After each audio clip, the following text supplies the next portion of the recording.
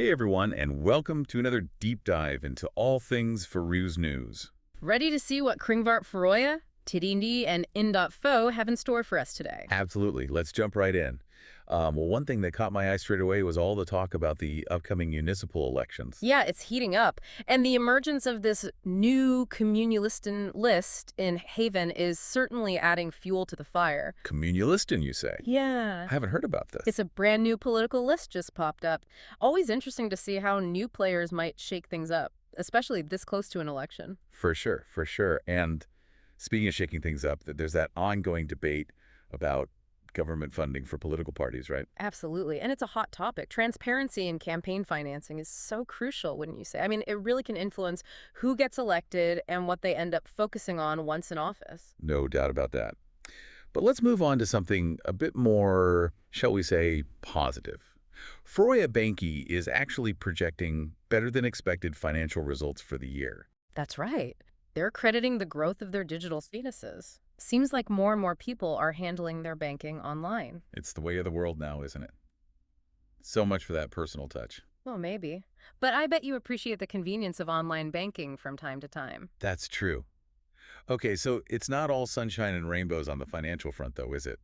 I mean, this Landsgrenskoen report on Boosted Ear is a bit concerning. Yeah, the report from the National Audit Office doesn't paint the most optimistic picture. They're saying that rental income from Boosted Gear only covers about 70% of expenses. Which is not exactly a recipe for long-term sustainability.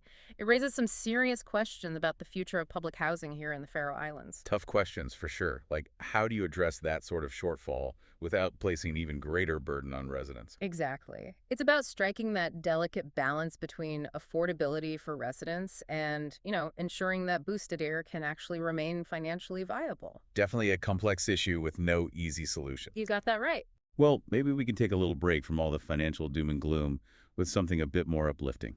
Sure. Sounds good to me. What did you have in mind? Well, I was reading that the Heistfignaur autumn celebration in Aiki was a huge success. Even with a bit of rain, it sounds like the community really came together for it. Those kinds of events are so important for building community spirit. Celebrating local traditions, enjoying good company, that's what it's all about. And if you're looking for a different kind of cultural experience, Haven's Filmentanarvika is in full swing. Fjolmenthanarvika. Multicultural Week. It's a celebration of all the diverse cultures that make up our community. Oh, that's fantastic. I always love learning about different traditions and perspectives. Well, then you'll definitely want to check out some of the events there are, dance workshops, food workshops, all sorts of things going on. Sounds like a great way to broaden my horizons. You know, we were talking about community events, and that reminds me, huge congrats are in order for Vikingur, the new Faroese football champions. What a victory. They really fought hard for that title. Absolutely. It must have been an incredible match to watch. And speaking of incredible athletes, we can't forget about Heidi Sevdahl from NZS. Right. Being named best player in the women's Beatridield is no small feat. Exactly. It's so inspiring to see her talent and dedication recognized at that level. She's a fantastic role model for young athletes all over the Faroe Islands, that's for sure. Couldn't agree more. Huh. And speaking of sporting achievements, did you know the North Atlantic Weightlifting Championship is happening right here in the Faroe Islands? I did hear that. Not every day we get to host such a prestigious international sporting event. It's a great opportunity to showcase what the Faroe Islands has to offer. And to cheer on our local athletes, of course. It's always exciting to see them compete on an international stage. It's pretty amazing when you think about it, all this incredible talent we have right here in the Faroe Islands. It is, and it makes you realize how important it is to nurture that talent, to create opportunities for it to flourish. Absolutely. And that makes me think about something we discussed earlier, something that's so crucial for a thriving community, affordable housing. Right, the boosted ear situation. That Landsgrounds Go On and report really got me thinking about the bigger picture. Me too.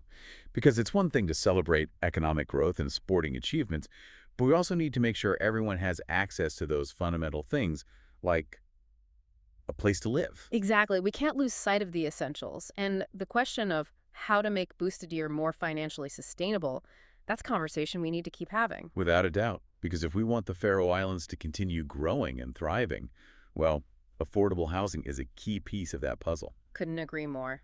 And finding those creative solutions, striking that balance between affordability and sustainability, that's what will shape our future.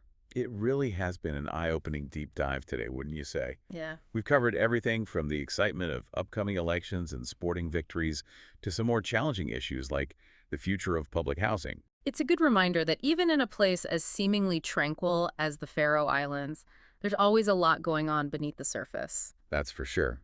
So if any of the topics we've discussed today have piqued your interest, I encourage you to check out those original articles for a more in-depth look. And remember, staying informed is the first step towards shaping a brighter future for everyone. Well said.